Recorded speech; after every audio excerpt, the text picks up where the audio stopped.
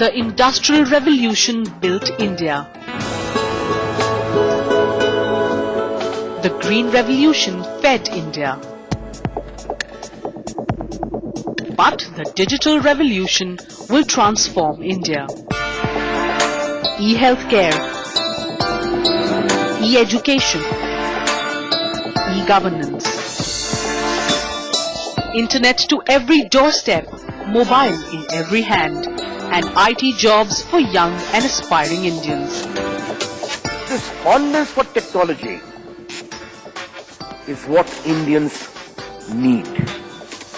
And Digital India is basically an enabling platform for change. An information communication technology forum that aims to crowdsource and curate focus suggestions from the industry to implement the visionary Digital India program. It is about taking government services, taking high-speed internet to the farthest corners of this country, and making sure, therefore, that you eliminate the bureaucracy, you eliminate red tape, you make government and public utilities available to 1.2 billion people, at least in a position that they are able to access it. We need expansive, quality, low-cost connectivity. Recently, the US raised its standard for broadband to 25 megabits per second. India's standard is 2% of that level today, and has less than 15% of its country fully connected. This government has laid very strong goals of providing this connectivity. The focused areas of discussion in this forum are broadband highways, universal access to mobile connectivity, public internet access program, net neutrality, digital wallet, e-governance, e-Kranti, information for all, electronics manufacturing, IT for jobs, and early harvest program.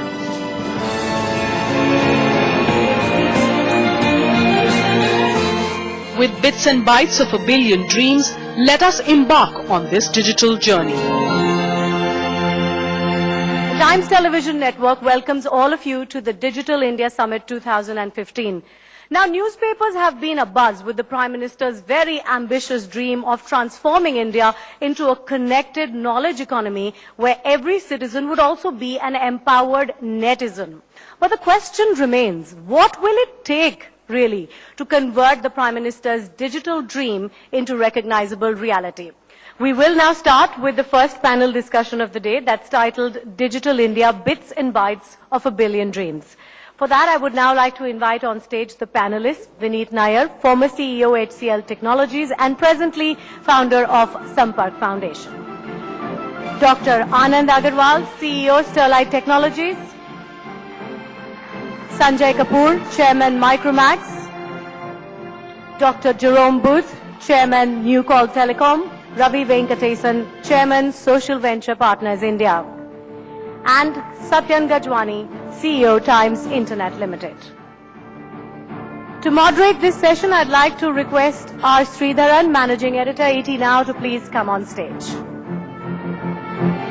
Thank you, Tina. And Mr. Minister, may I request you to join us on the stage, please, for this panel. I'm sure there are some skeptics in this room who will probably ask, this is a country which often takes 3 years to build a simple traffic flyover in most of our cities. Now, how is the government going to execute an ambitious project like this, 2.5 lakh villages, broadband, and 7 lakh kilometers of cable laying to be done? And that's just one small part of it. We're talking about digitally empowering Indians, putting government services on demand, online. So can you please walk us through what is the execution plan as far as the government is concerned? Indians can deliver if they are meant to deliver, if they are inspired to deliver. That's how we work. As I always said, this 90 crore mobile phone in India, 300 million internet, 30 crore internet, in many cases happened in spite of government. In many cases roadblocks by government. Right. I think with Arnav Goswami, my good friend on TimesNow, I have discussed telephony and the legacy of telephony a number of times, okay? But in spite of that, mobile grew in India. That is India. If this can happen without the government, in spite of the government, if government is willing to walk the extra mile, I think it can be done. Right. I met all the chief ministers. I caught a meeting of all the IT secretaries and IT ministers. The right of way was a problem. Now 90% of the states have agreed we need to give right of way. So since you said that you welcome feedback from industry, I'm going to do just that. I'm going to invite my panelists to, in 2 minutes each, please make specific recommendations from your respective industries that you would want the government to implement or look at. So let me start with Anand. Current issues which were there in terms of execution are being corrected right now. We have that scale, we have that capability of speed, and we have the necessary skills for the execution. Once the right-of-way issues have been are being resolved right now currently, and the fact that the turnkey execution, I'm told right now, is being strongly envisaged. So our only suggestion to the minister would be that please make the project in a turnkey format, break the country into several zones, and deliver it and ask for expectations in terms of service level deliveries, and the industry will come and deliver it. Vineet, are there any milestones that the government should be looking at as it goes about implementing Digital India? So I think I must compliment the government on a grand vision. If you intelligently use the satellite communication to reach it, the basis on which National Stock Exchange was formed, you can actually reach all the Gram Panchayat in 90 days' time at a cost of 1 lakh, including the solar panels and including the computers. So why wait for 3 years? And is investment in broadband to the villages at this juncture the most critical task which the government needs to do, where you can get faster return? The second is there is a huge amount of output or results you will get out of information dissemination. So if you set up good call centers and good technologies where you will be able to disseminate information on crop patterns, on education patterns, on commodity pricing, on people who are registered on mobile or who are registered on those kiosks which are run by private individuals in those Gram Panchayats, you would suddenly have the government to citizen information gap suddenly collapse. Satyan, I know that you are passionate about net neutrality, so what would you say to the minister on that? I think one of the things that we've seen happen around the world is that governments have done a great job laying the infrastructure, and entrepreneurs have done a great job building on top of it. You know, one of the beautiful things about the internet industry is that, whether for right or for wrong, the way the whole investment attitude comes is if you solve a need, there is more than enough funding to see that through. And I think we should just make sure we enable that sort of laissez-faire approach to services, because that will deliver the results that we want. Okay. So Sanjay, zero imports, electronic imports by 2019. What about you? 90% of world's produce comes from one country, and I think everybody is risking too much into putting all their eggs in one basket. India happens to be a natural alternative choice with such a humongous domestic demand. I think my ask to make and bring in parity on Make in India would be benchmark all practices with China, which does it so well on this one. Right? Make sure that we don't lose out on any commercials vis-a-vis them. So I think that's what I would ask for. Right, okay. Now, Jerome, you run a fairly big ISP back in the UK, and you acquiring companies in India. So what are the challenges you're facing as a foreign investor that you want to bring to the minister's attention? I've invested in many countries all over the world in emerging markets, and it's often the case that there's this tension between, domestic and foreign investors are sometimes seen, as warily. And I think the best foreign investment, of course, is long-term, committed foreign investment. For me, this is a huge opportunity. And I believe in Made in India as well. We're creating a little Silicon Valley here in Delhi.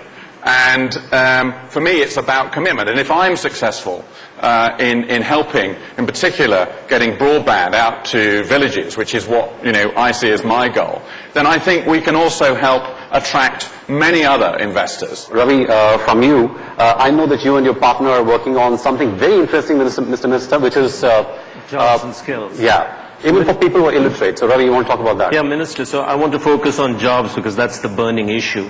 And, of course, your vision of skilling people and placing them in rural BPOs is very commendable.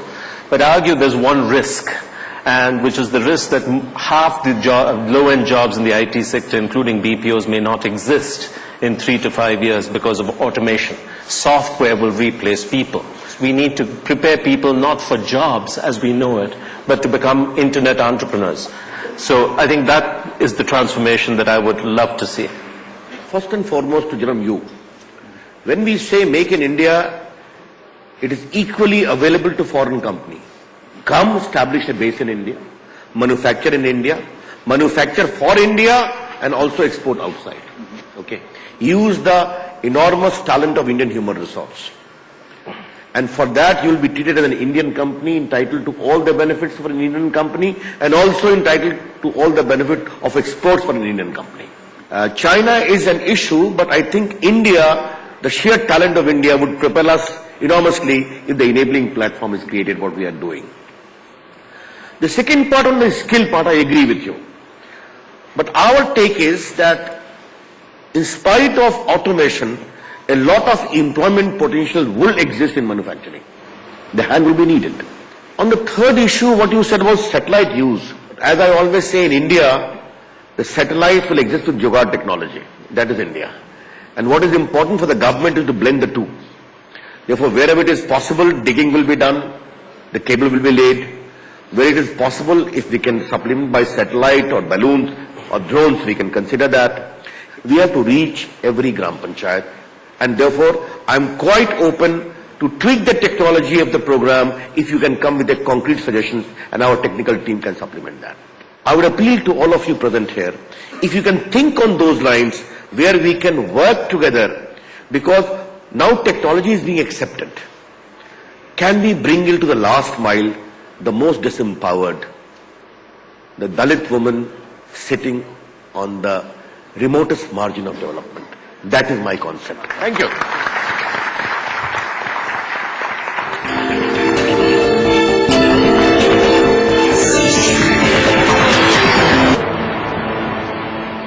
It's a great project, it's a great plan. But Anand, I'm going to come back to the whole question of how do you wire up a country that's so complicated? At the ground level, what are the challenges you're facing and how do you see this panning out, let's say, over the next 4 or 5 years? The issues that have been till date were more in terms of creating the right framework. I think those challenges are, the execution has not really started. The execution was not a problem. The problem was getting the state governments aligned, making sure the private sector is fully aligned to the program, and then bidding it out. So I think all that's currently happening as we speak. And while the challenge is big, but it's not unsurmountable. And it's a great vision of connecting 250,000 panchayats, and it will require a degree, what Arnab said, of passion, experience and patience. Right. No, Sanjay, you've been the CEO of India's largest telecom company. Now we know that just laying a fiber isn't good enough. Something needs to ride on it. So how do you see that challenge being met? When I look at this whole digital India, without access being formulated, everything else is a pipe dream, right? And access comes in two forms in a country like us. One, what my friend said about the fiber, and no matter which part of the world you go to, when wireless went up, wired went up at probably a faster pace. I see. And India has a problem with that, to say, how do you wire such a large country? How do you wire that so quickly? Because whatever wire we talk about in the country that was laid 15 years earlier is either obsolete or ending life almost, because that's the life. So I think all of us are sitting on a tangent where unless and until access is addressed going forward, we are going to be in a limbo on this digital India. I think there's really two problems we're trying to solve here, and it sounds like if you just hear what everybody's talking about.